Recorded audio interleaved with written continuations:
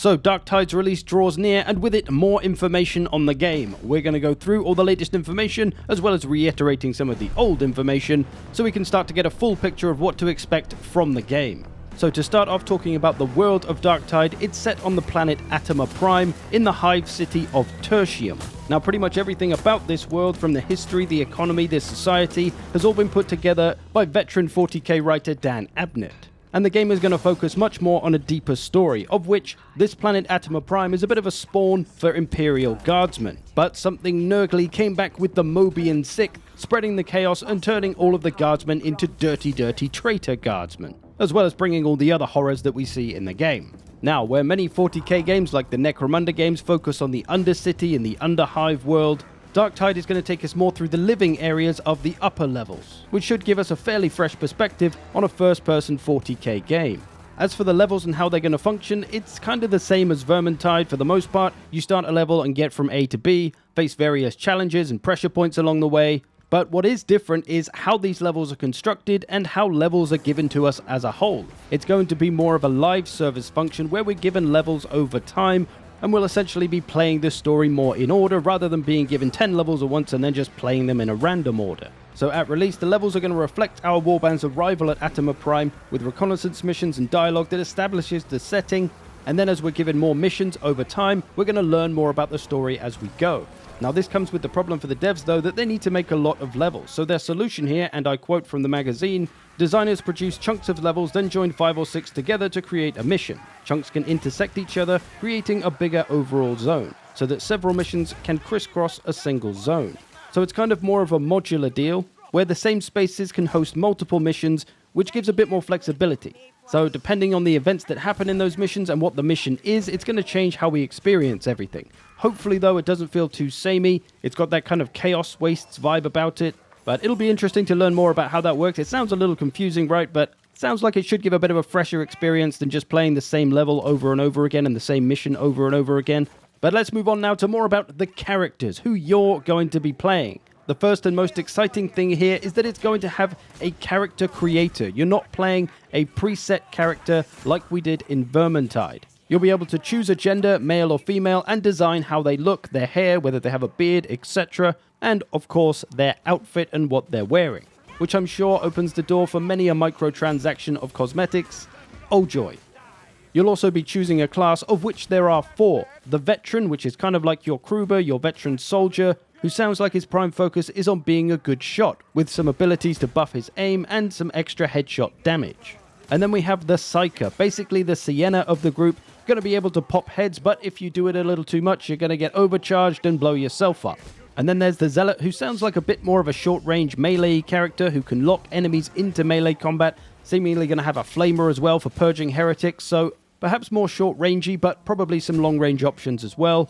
And then of course there's the big boy Ogren, who can probably do a hell of a lot of damage and can bring some of the bigger, heavier weapons of the game.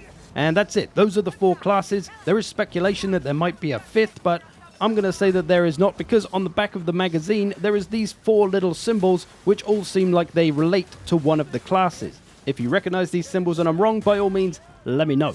But new classes seems like a good thing for DLC potential, so always something to look forward to. As for the weapons, there's going to be everything you'd expect from a 40k game: las guns, auto guns, plasma guns, chain swords, force swords, although they are going to be class restricted. So the Zealot, for example, won't be able to use a force sword, because that would be heresy to them. So that's good in my opinion that weapons are locked to classes, because it allows the classes to have a little more definition in what their role is. But I do hope there's enough customization with the weapons and abilities to allow you to build your character around the playstyle you wish to play. The magazine does say overall Darktide's classes do less to dictate your character's combat role than those in Vermintide, which to me sounds good. More freedom than Vermintide to really create the class you want. What's more as well is that weapons are going to be customizable with different scopes and things like that. So again, hopefully that aids you in being able to make the gun perform how you'd like it more to perform. Do you want it to be more accurate at the expense of recoil or fire rate? Or do you want it to be less accurate but fire faster and stuff like that? So you can really tailor the weapon to your playstyle. That's how I hope it is anyway. As for our character's story, we knew we were a prison convict being recruited by the Inquisition to make use of us, basically, which I think is a good way to go, especially in terms of bringing out new DLCs in the future with new classes, because you can pull anything out of prison, right? And your character story is going to progress as you move through the game and through missions, and your standing with the Inquisition will improve. So you'll start out as a low-life nobody, and as you go through and complete missions and gain some respect, you'll start to kind of move up the ranks. And you'll see this reflected in the world as you go through the game, mainly through the voices and narration of the game. As we find in Vermintide as one of its strongest assets, it's the voice work and the companionship and the interactions between the characters, the humor, the piss-taking out of each other. It's what creates a fun atmosphere of Vermintide, whilst also storytelling us and getting us to know the characters. So all of that good stuff is returning to Darktide, and it's going to be better than before, more intricate, and it's going to take more specific things to trigger certain voice lines. It all depends on where you are on a level, who you're near to, what the situation is. They'll say different things, so you're probably going to be hearing new voice lines all the time. It also sounds like they're going to have kind of a memory of sorts of going through the levels. So if you go through a level into an alleyway and you die in that alleyway, next time you come through to that alleyway, they'll refer to it as Death Alley. Obviously just a bit of a joke, but it sounds like they'll have a memory of past situations. So we're getting the same old great Vermintide voice work with some major improvements. I look forward to seeing how that works. Now to the enemies of Darktide, we're going to be seeing a lot of poxwalkers. They are the kind of melee chaff that are going to come after us in bunches. But there's also going to be the kind of ranged chaff with traitor guardsmen that are going to remember their training, and they're still going to try to use cover and things like that. So we should be able to have a bit more of a shootout than we can in Vermintide. And then it seems there's going to be lots of different kinds of elites. Chaos Ogre here, for example, seem like they're going to be the equivalent to Chaos Warriors. There's Chaos Hounds, and all the other stuff that we can see in the trailers and that. As for specials, there's two referenced in the magazine. A Flamer, which is basically going to be our warp fire thrower, right?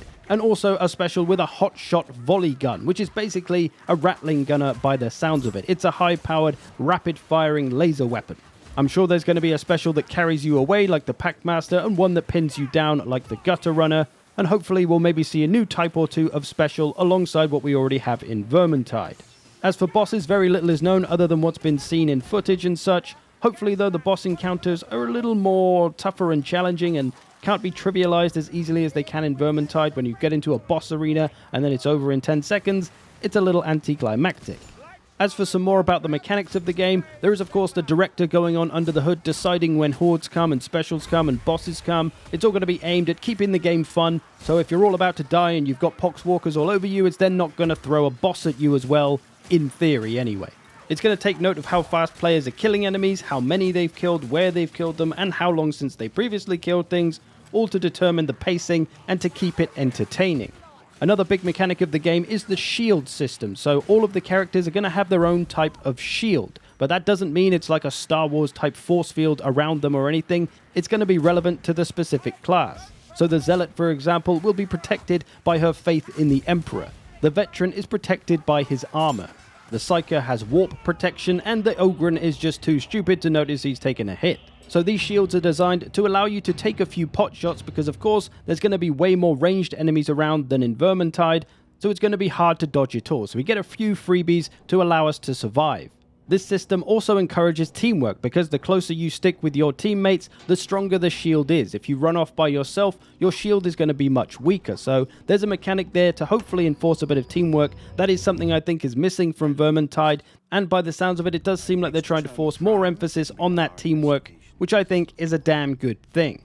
With the focus on ranged weapons as well for you, the characters, there's going to be different ways to use them, like you can overcharge them to get a certain result, but there's going to be some risk-reward there.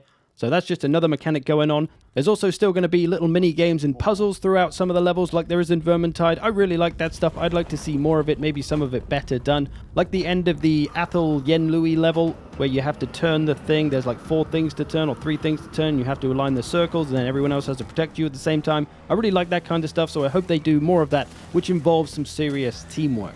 And the teamwork's going to extend, as it does in Vermintide, into the roles and classes. Who brings what weapon, who brings what role, who's going to be the crowd controller, who's going to be the special killer, who's going to be the boss killer, who's brought the armor piercing. All that usual stuff is still going to be there. That's a good system.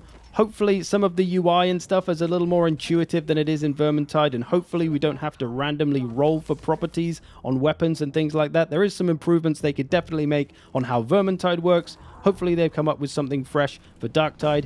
Don't know much about that yet though.